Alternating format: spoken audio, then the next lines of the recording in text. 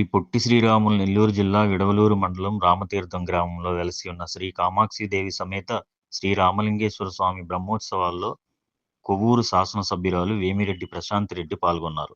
ఈ సందర్భంగా స్వామివారి కళ్యాణానికి పట్టు వస్త్రాలు, ముత్యాల తలంబ్రాలు సమర్పించారు.